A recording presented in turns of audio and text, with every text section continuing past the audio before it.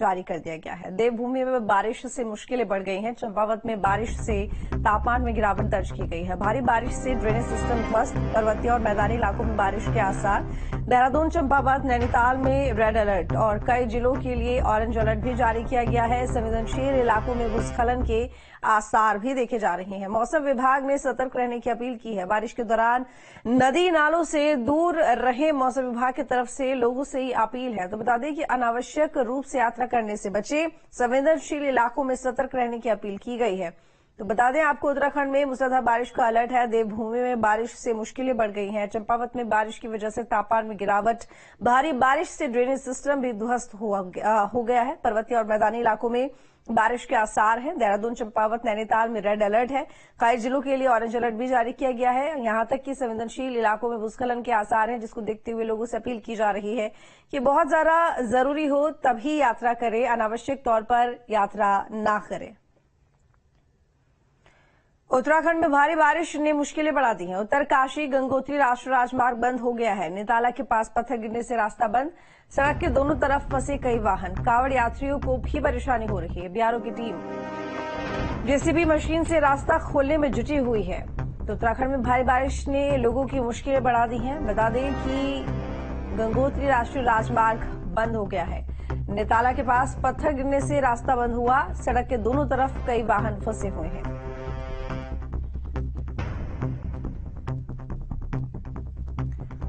पहाड़ में मौसम के अलर्ट का असर दिखने लगा है। मानसून ने जोर पकड़ लिया है और मुसीबत मूसलाधार होती जा रही है। स्क्रीन पर 5 तस्वीरें हैं। एक एक तस्वीर बदलते मौसम के साइड इफेक्ट को बयां कर रही है। देहरादून में बारिश मुसीबत का सबब बन गई है। जगह जगह जलभराव है, लोगों को आने जाने में परेशानी हो रही है। मूसलाधार बारिश से नदियां उफान पर आ गई हैं। बागेश्वर में सरयू नदी का रौद्र रूप देखने को मिला। प्रशासन ने नदी के किनारे न जाने की बात कही। कर्णप्रयाग में दरकते पहाड़ मुसीबत का सबब बन गए। आए दिन पहाड़ से गिर रहा मलबा लोगों की परेशानी बढ़ा रहा है। पौड़ी से भी लैंडस्लाइड गिराने वाली तस्वीर सामने आई है। कोटद्वार में भूस्खलन से हड़कंप मच गया है।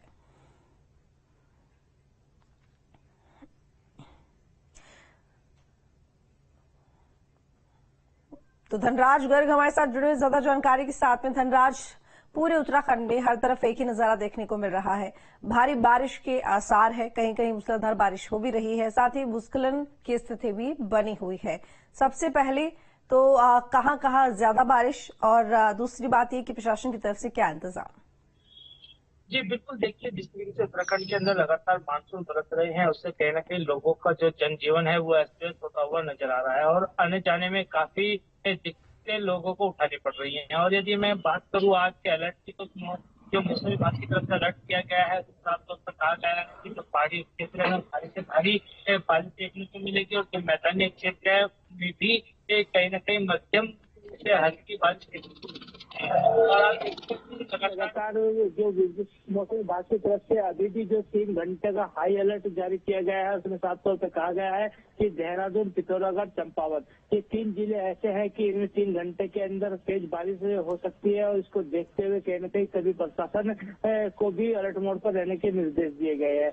और आप देखिए कि प्रशासन की तैयारी की यदि मैं यहाँ पर बात करूँ तो प्रशासन पहले से ही मुस्तैद है, क्योंकि लगातार हम देख रहे हैं कि उत्तराखंड के अंदर जिस तरीके से बारिश बरस रही है, उसको देखते हुए मुख्यमंत्री पुष्कर सिंह धामी खुद आपदा प्रबंधन की बैठकें लेते हुए नजर आ रहे हैं और उनको निर्देश भी दे रहे हैं कि जब भी ऐसा समय हो, क्योंकि जब भी बारिश होती है तो कहीं न कहीं भूस्खलन के मामले सामने आते हैं, पहाड़ खिसकने के मामले सामने आते हैं या फिर बोल्डर सड़क पर आने के मामले सामने आते हैं। उनसे बचने के लिए कहीं न कहीं प्रशासन को अलर्ट मोड पर रहने के निर्देश दिए गए हैं, क्योंकि प्राकृतिक आपदाएं हैं, रोकी नहीं जा सकती, लेकिन इनको कम जरूर किया जा सकता है। और टाइम रिस्पॉन्स कम से कम हो, उसके लिए मुख्यमंत्री पुष्कर सिंह धामी ने अधिकारियों को निर्देश भी दिए हैं।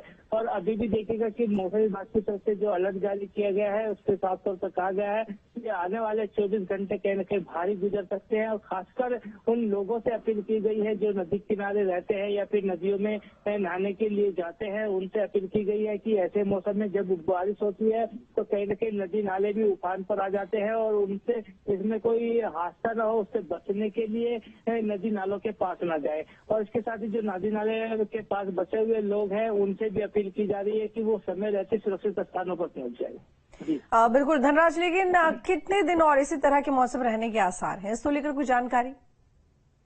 जी बिल्कुल, देखिए मौसम विभाग की तरफ से अभी 7 दिन का पूर्व अनुमान जारी किया गया है और साफ तौर पर कहा गया है कि 7 दिन कहीं न कहीं उत्तराखंड के अंदर बारिश रहने वाली है। भले ही वो बारिश हल्की भी हो सकती है और तेज भी हो सकती है, क्योंकि 24 घंटे का अनुमान कहीं न कहीं मौसम विभाग की तरफ से जताया जाता है और साफ तौर से बताया जाता है कि 24 घंटे पहले की किस तरह का मौसम रहने वाला है।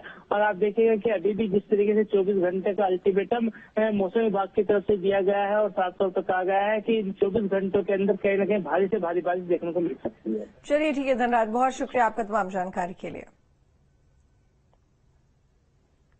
बागेश्वर में बारिश की येलो अलर्ट का असर, कपकोट ब्लॉक में सड़कें बाधित, सड़क बंद होने से लोगों को परेशानी हो रही है। जेसीबी के जरिए रास्ता खोला जा रहा है, 10 ग्रामीण सड़कें बंद हैं। तो बागेश्वर में बारिश के लिए येलो अलर्ट का जो असर है वो देखने को मिल रहा है। कपकोट ब्लॉक में सड़कें बाधित हैं, सड़क बंद होने से लोगों को परेशानी हो रही है। जेसीबी के जरिए रास्ता खोला जा रहा है, 10 ग्रामीण सड़कें ऐसी हैं जिनकी कनेक्टिविटी टूट चुकी है और साथ ही वो रास्ते खोलने के तमाम प्रयास। तो बागेश्वर में बारिश की येलो अलर्ट का असर, कपकोट ब्लॉक में सड़कें बाधित, सड़क बंद होने से लोगों को परेशानी का सामना करना पड़ रहा है क्योंकि जो कनेक्टिविटी है वो टूट चुकी है। तो जेसीबी के जरिए अब रास्तों को खोला जा रहा है। 10 गांव ऐसे हैं जहां पर सड़कें बाधित हैं।